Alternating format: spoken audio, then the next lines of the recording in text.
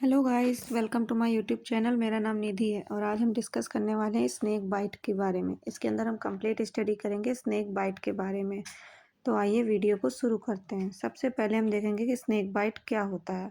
तो snake bite occurs when a snake pressurise the skin with its fungus. Some snake bite are non-venomous and cause only minor injury, but venomous snake bite can be dangerous and even life-threatening if not treated quickly. यानी snake bite एक medical emergency होता है जिसमें snake के venom यानी venom को हम जहर बोलते हैं, ये बॉडी में इंटर होकर सीरियस प्रॉब्लम क्रिएट करता है। यह इंडिया में स्नेक बाइट के कॉज काफ़ी कॉमन होते हैं, स्पेशली रूरल एरिया में। क्लियर है। नेक्स्ट हम देखेंगे टाइप्स ऑफ स्नेक बाइट्स। तो there are two types of snake bite. First is dry bites, जिसे हम नॉन वेनमस स्नेक बाइट भी बोलते हैं, and second is venomous snake bite, जिसमें से आपके नॉन वेनमस स्किन मतलब स्नेक बाइट जो होता है वो बिना जहर वाले सांपों के काटने की वजह से होता है।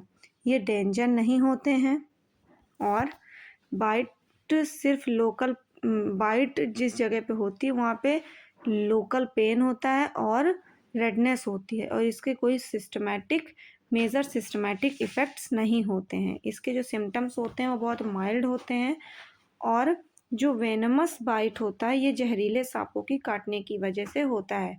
इसमें जो स्नेक होता है वह अपने जहर को बॉडी के अंदर इंजेक्ट कर देता है, जिसकी वजह से वेनम ब्लड और लिम्फ के थ्रू पूरी बॉडी पे सर्कुलेट होके बहुत सारा हार्म पहुंचा सकते हैं। तो आगे हम देखेंगे कि स्नेक वेनम क्या होता है। स्नेक वेनम का मतलब होता है सांप का जहर, जो कि 3 तरीके का होता है: न्यूरोटॉक्सिक वेनम, हीमोटॉक्सिक वेनम और साइटोटॉक्सिक वेनम। जिसमें से हम सबसे पहले देखेंगे न्यूरोटॉक्सिक वेनम क्या होता है। न्यूरोटॉक्सिक वेनम जो होता है वो एक तरीके का ऐसा जहर होता है जो कि इफ़ेक्ट करता है आपके नर्वस सिस्टम को। ये जब किसी की बॉडी पे आपको न्यूरोटॉक्सिक वेनम वाला स्नेक बाइट करता है तो आपको पैरालाइज हो सकता है या आपको डिफ़िकल्टी हो सकती है ब्रीथिंग करने में। ये कॉमन होते हैं कुछ स्नेक जैसे कोबरा या कैरेटिस। नेक्स्ट है हीमोटॉक्सिक वेनम। ये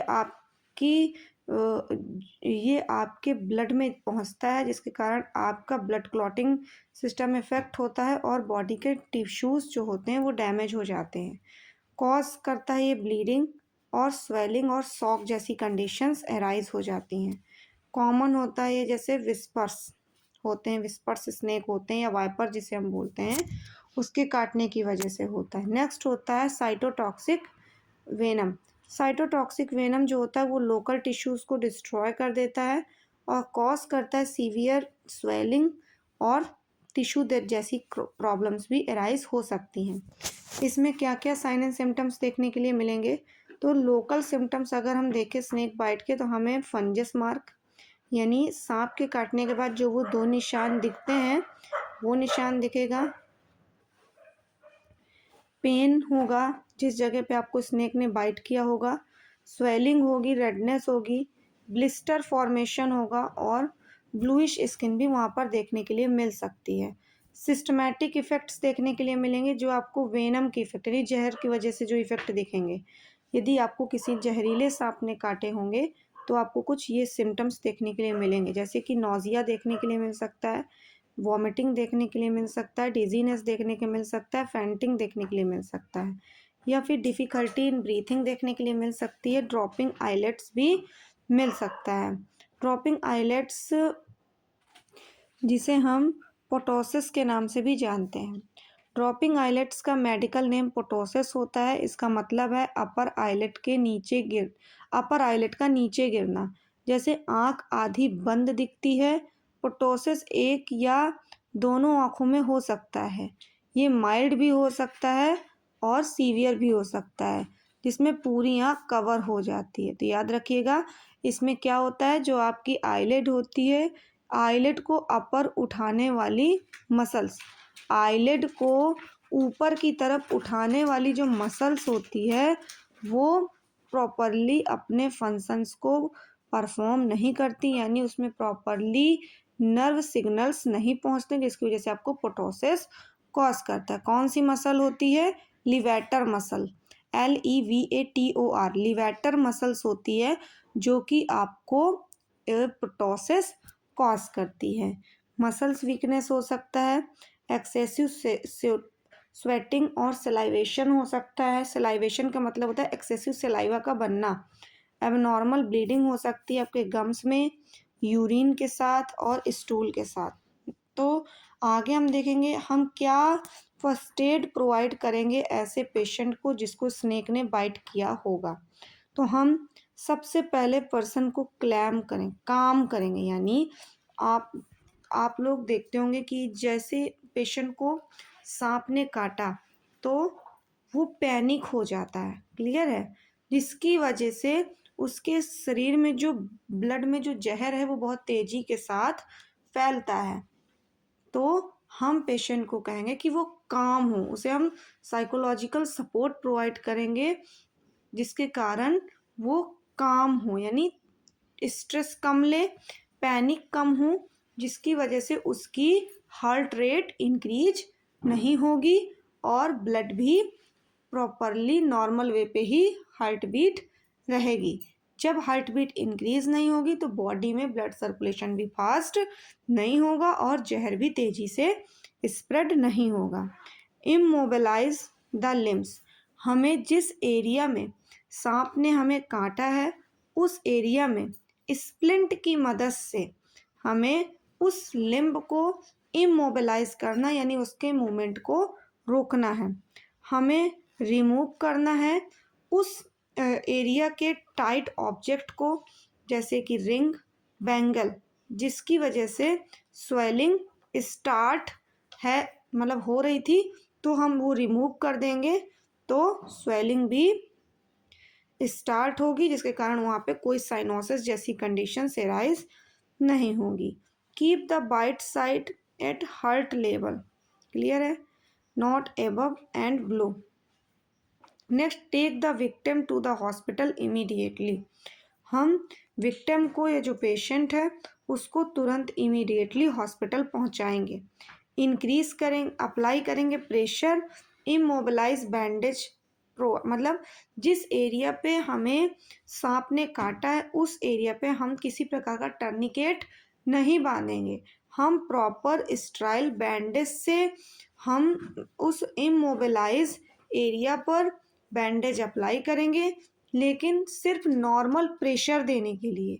हम इतना हाईली प्रेशर नहीं देंगे या हाईली मतलब टाइट नहीं बांधेंगे जिसकी वजह से उस एरिया का ब्लड सर्कुलेशन रुक जाए। नेक्स्ट, हमें क्या क्या नहीं करना चाहिए जब हमें स्नेक बाइट हो।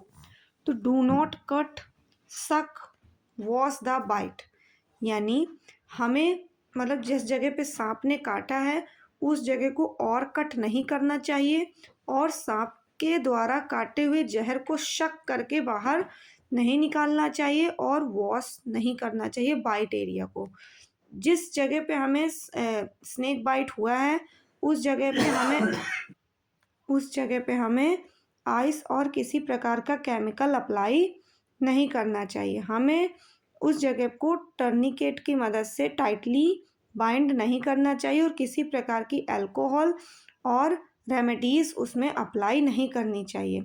Do not try to catch the snake, और हमें वापस से उस सांप को पकड़ने की भी कोशिश नहीं करनी चाहिए। नेक्स्ट हम देखेंगे ट्रीटमेंट क्या क्या दे सकते हैं। तो हम सबसे पहले एंटी वेनम दे सकते हैं, ये मेन ट्रीटमेंट होता है स्नेक बाइट का, ये हम IV के थ्रू देते हैं। ये वर्क करता है आपके वेनमस स्नेक इन इंडिया, यानी ये जो आपका वेनमस स्नेक बाइट होता है, नहीं जो जहरीले सांप होता है, ये उसके सांप का जहर होता है, ये उसके अगेंस्ट वर्क करता है। नेक्स्ट, हम पेशेंट को सपोर्टिव केयर प्रोवाइड कराते हैं, जैसे कि ऑक्सीजन सपोर्ट, अगर उसको ब्रीथिंग डिफ़िकल्टी है IV फ्लूइड्स प्रोवाइड करा सकते हैं, पेन कंट्रोल कर सकते हैं, ट्रीटमेंट फॉर शॉक का ट्रीटमेंट प्रोवाइड कर सकते हैं, ब्लीडिंग को रोक सकते हैं और वेंटिलेटर सपोर्ट प्रोवाइड करा सकते हैं हम पैरालाइज पेशेंट को। नेक्स्ट हम देखेंगे क्या क्या कॉम्प्लिकेशंस हमें देखने के लिए मिलेंगे यदि हम स्नेक बाइट को इमीडिएटली मेडिकल केयर प्रोवाइड नहीं कराते हैं। तो हमें किडनी फेलियर देखने के लिए मिल सकता है, सीवियर ब्लीडिंग देखने के लिए मिल सकती है, पैरालिसिस देखने के लिए मिल सकता है, रेस्पिरेटरी फेलियर देखने के लिए मिल सकता है, इन्फेक्शन ऑफ द वुंड देखने के लिए मिल सकता है, टिश्यू नेक्रोसिस जिसे हम गैंग्रीन के नाम से जानते हैं वो भी देखने के लिए मिल सकता है, और डेड भी हो सकती है यदि हम ट्रीटमेंट को डिले कराते हैं। इसीलिए हमें क्या क्या प्रिवेंशन करना चाहिए स्नेक बाइट से। हमें सबसे पहले वॉकिंग, यानी अगर हमें पैरों में सांप ने काटा है या फिर, तो हमें अपनी वॉकिंग को कम करना चाहिए, और जो भी मैंने पहले प्रिवेंशंस बताए हैं, अगर किसी को सांप काटता है तो हमें वो सारे मेथड्स को स्टेप बाय स्टेप फॉलो करना चाहिए। सबसे पहली बात, हमें क्या क्या करना चाहिए, हमें रात को नंगे पैर वॉक करना अवॉइड करना चाहिए, स्पेशली नाइट के समय पे, क्योंकि रात के समय में अंधेरी की वजह से हमें दिखाई नहीं देता है। हमें फ्लैश लाइट का यूज़ करना चाहिए डार्क एरियाज़ में। अपने आसपास सफाई रखना चाहिए कि remove peels of garbage wood, clear है। Next, wear long boots in field, हमें फील्ड एरिया में लॉन्ग बूट्स का इस्तेमाल करना चाहिए। Be caution near rocks, bushes and water bodies, and do not provoke और डिस्टर्ब स्नेक, हमें किसी प्रकार से सांप को डिस्टर्ब नहीं करना चाहिए। तो ये सारे कुछ प्रिवेंशन थे। यदि आपको snake bite topic properly clear हुआ हो तो मेरे चैनल को लाइक करें, सब्सक्राइब करें एंड बेल आइकन को प्रेस करें। Thank you.